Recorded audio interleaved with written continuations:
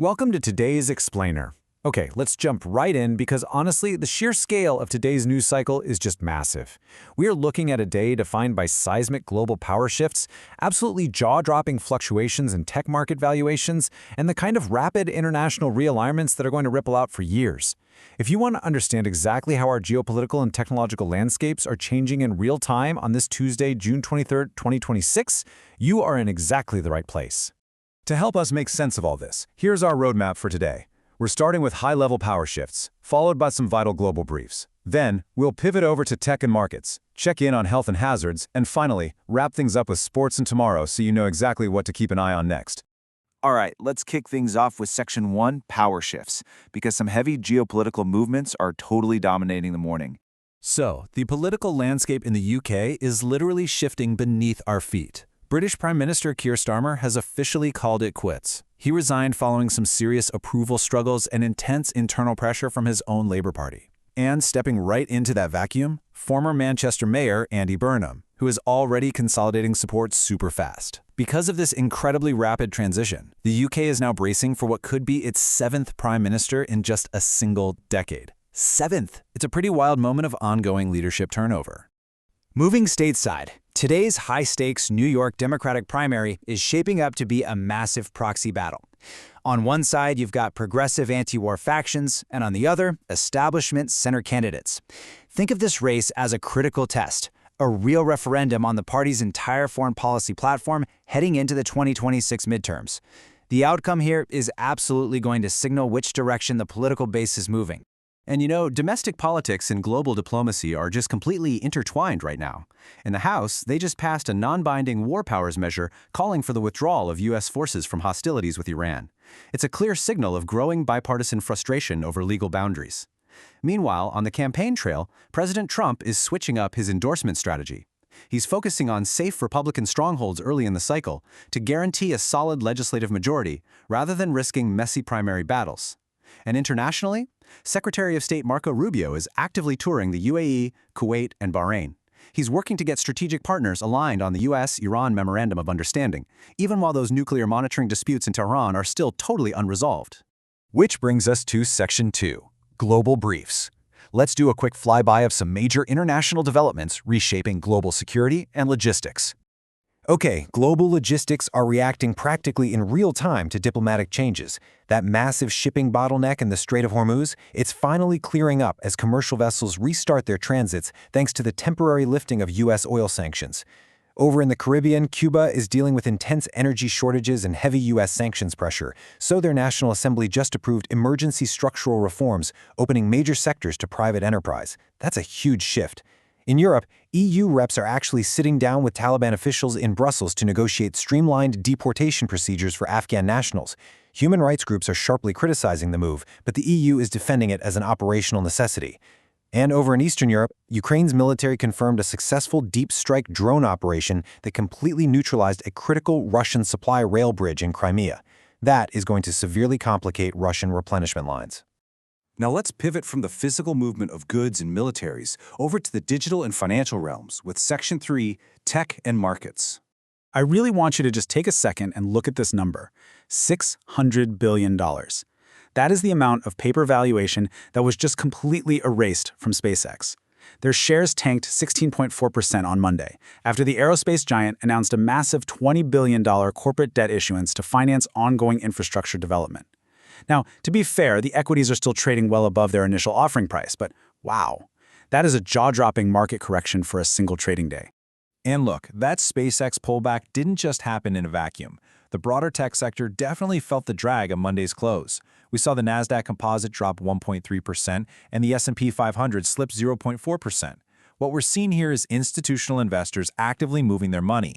They're reallocating capital away from these high multiple tech valuations and seeking shelter in blue-chip industrials, which is all being compounded by some renewed caution around interest rate projections.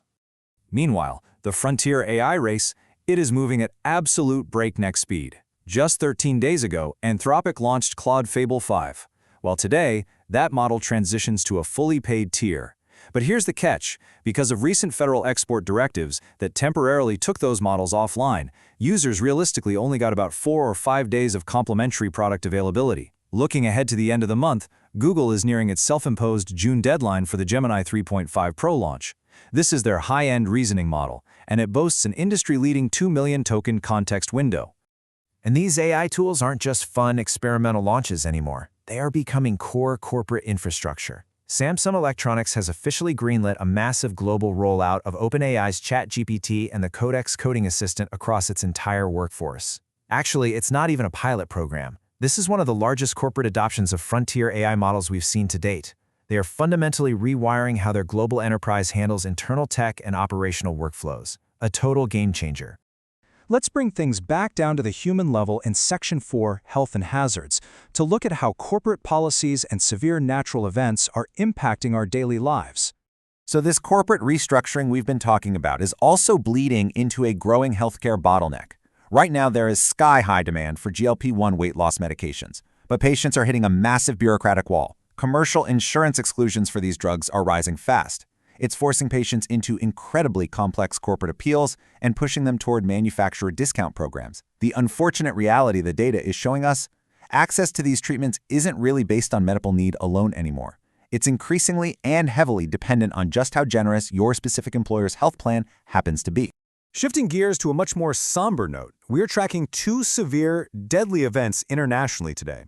In India, a tragic, fast-moving structural fire at a major commercial animation studio in Hyderabad trapped workers inside, resulting in at least 15 fatalities. This is actively prompting domestic industrial safety groups to demand emergency regulatory inspections of high-density creative facilities. Meanwhile, over in Western Europe, France is getting absolutely battered by a massive summer storm system. 54 departments are under code red flash flood warnings, major public events have been completely canceled, and emergency services are reporting at least 20 weather-related fatalities amid severe infrastructure disruptions. Just awful situations in both regions. Back in the U.S., the weather hazards look quite different, but they are still intense. If you're in the Dallas-Fort Worth Metroplex, you know you're trapped under a brutal early summer heat dome right now, logging sustained 95-degree heat paired with 15-mile-per-hour southern wind gusts. But hang in there, because relief is actually on the way. A cold front advancing down from the plains is expected to clear the region by midweek, bringing the first real substantial break from this severe heat. All right, let's lighten things up a bit and look forward with Section 5, Sports and Tomorrow. Diving into the latest World Cup milestones, England and Ghana battled it out to a tight, scoreless draw at Gillette Stadium. Just an incredible defensive showcase late in the game. The good news is both squads advanced to the final match day of group play, tied at 4 points. On the other side of the bracket, Portugal put on an absolute offensive clinic. They routed Uzbekistan 5-0, and yes, Cristiano Ronaldo secured a double. Those are his first 2 goals of the 2026 tournament, and he looked fantastic. Staying with football greatness for a second, we have to shout out French striker Kylian Mbappé, who officially hit a massive milestone, his 100th international cap. He locked in this historic achievement during France's weather-delayed victory over Iraq, cementing what is already an enduring legacy on the international stage. Off the pitch, there are a couple of really cool cultural highlights to note. The historic Palace of Versailles just debuted this exclusive diplomatic gallery, commemorating the 250th anniversary of the Franco-American Alliance and their shared security legacies. Beautiful stuff. And over in the corporate branding world, LEGO's Chief Product and Marketing Officer, Julia Golden, claimed the European CMO title at the Cannes Lions Festival. She was honored for driving massive multi-generational brand growth and modern digital integration. Talk about hitting the nail on the head with elite commercial strategy. So, what should you be keeping your eyes on tomorrow? Here is your essential watch list. Keep a close watch on the UK Labour leadership transition as Andy Burnham looks to solidify his new position. On Wall Street, attention is going to be hyper-focused on Wednesday's post-close earnings from Micron Technology, which is going to give us a huge read on global AI hardware demand. In sports, the World Cup group stage continues with some high-stakes matchups. Brazil takes on Scotland, and Mexico faces Czechia. Oh, and locally, we will definitely be tracking the arrival of that much-needed cold front in North Texas.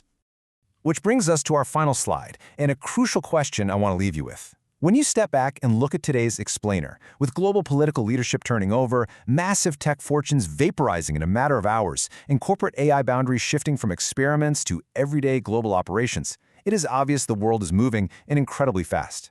So with all these foundational elements shifting so drastically in just a single day, what new structures are going to define our tomorrow? Thank you so much for joining me for this explainer, and keep learning.